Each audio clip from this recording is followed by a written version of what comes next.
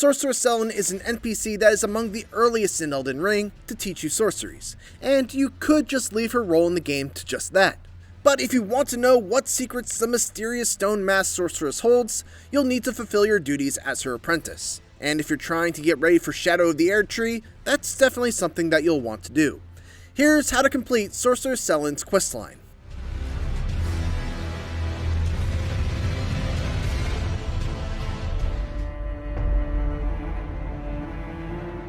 You can find Sellen right at the start of the game in Limgrave by heading to the Waypoint Ruins, located right here.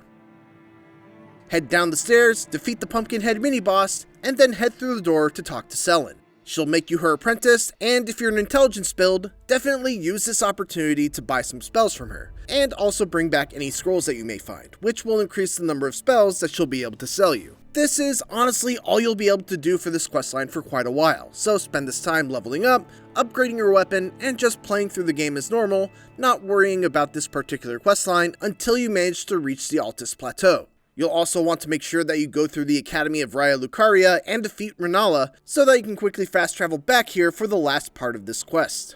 You'll be able to reach the Altus Plateau in one of two ways, either by finding both pieces of the Dectus Medallion, which are located in Fort Height in Limgrave, right here, and Fort Faroth in Caelid, right here. Or you can fight your way through the mountain path by heading to the ravine northeast of the Bellum Church in Liurnia, ultimately defeating the magma worm Makar along the way. Technically, there's also a third way to get here by getting abducted and ending up at the Volcano Manor, but that's not really an ideal outcome here. The next step will be to find Sorcerer Azur, which is trickier than you might think. You'll need to take the long way around Mount Gelmir. So follow this path that starts at the Erd Tree Gazing Hillside of Grace, goes up the rocky trail just to the left, through this valley of awful exploding rocks, past the Seath Water Terminus site of Grace, past another magma worm, through the Hermit Village, and you'll find Azur off on his own by another side of Grace. Once you try to talk to him, you'll collect the powerful Azur Comet spell, and then return back to Sellen to complete this step. After talking with Sellen and finding out a little more about her backstory, your next task will be to find Sorcerer Lusat. To do this, you'll need to travel to Caelid, with the easiest way of reaching there being the teleporter located behind the Third Church of Marika in Limgrave.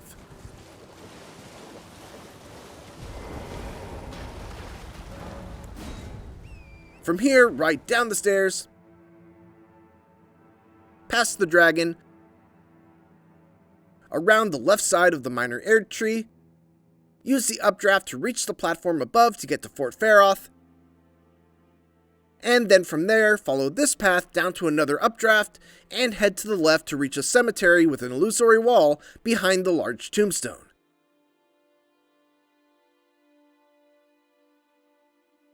This will take you to the Celia Hideaway, which is a fairly dark dungeon, so make sure to either bring a torch, or preferably a lantern, which you can buy from this merchant in Liurnia. Partway through the dungeon will be a point where you can go through to a new cavern, or walk across a crystal with a snail on it. Head to the left, across the crystals, and drop down onto the large crystal below. Follow the path of water to the left to reach a sealed door guarded by a mage. The key that Sellen gave you will allow you to break the seal on the door and reach Sorcerer Lusat. After speaking to Lusat and gaining the Stars of Ruin spell, return to Sellen once again for the next part. Sellen's questline comes to a bit of a pause here until you beat Radahn, who is a major boss, though not entirely required to actually beat the game. So head on over to Redmane Castle in the southeastern part of Caelid. Radahn is a tough boss, and more than anything else, he's really a boss meant to grief you if you're not a high enough level thanks to his massive amount of health and ridiculous damage that he can do with his attacks. Generally, we'd recommend being around level 60, but preferably 70 or so before attempting him. Once Radahn is dead, return to Sellen once again for the next part of this quest. Next, you'll have to find Sellen's real body, which is being confined in the Witchbane ruins, which can be found just south of the Fourth Church of Marika in the Weeping Peninsula. You'll need to defeat a big old boulder of sorcerer heads in order to access the stairs leading down to Sellen's prison. Sellen will have you absorb her soul into a primal glintstone with the hope of you transferring it into a new body. These next two steps are interchangeable, but either way, you'll want to head back to Redmane Castle to talk with Jerren. Now that Radahn's dead, he's able to leave the castle to pursue his own personal vendetta, which, of course, involves Sellen. After you talk to him, you can head back to where Sellen's body was confined to find him standing over a murdered Sellen, not knowing that you're currently holding on to her soul. To find a new home for Sellen's soul, you'll need to progress through a bit of Ranni's questline. To do this, you'll need to head towards Caria Manor, located in northern Liurnia. Fight your way through, or simply just run past the horrifying hand enemies, defeat this mini-boss, and then continue onwards to reach the Three Sisters location. Ride over to Ranni's Rise to talk to Ranni, which will introduce you to Iji and Seluvis. Once you've talked to everyone, and talked to Ranni one more time to send her into a slumber, head to this location in between the two towers, and strike the floor to reveal a hidden passage leading to Seluvis' hidden lab. Strike another obvious illusory wall to find the empty shell waiting for you to insert Sellen's primal glintstone. Now that the stage is set, head to the Academy of Raya Lucaria's library, which was where you fought Rennala.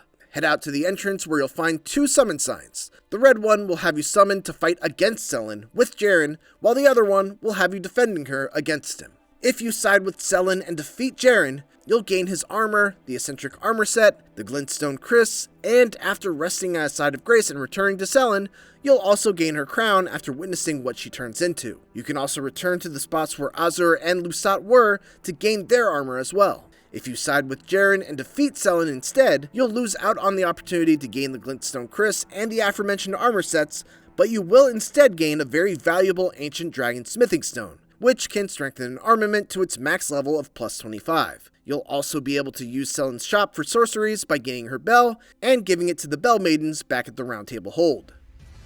And that is everything you need to know about Sorceress Sellen's questline in Elden Ring. Thanks for watching, and for more Elden Ring coverage, keep it here on IGN.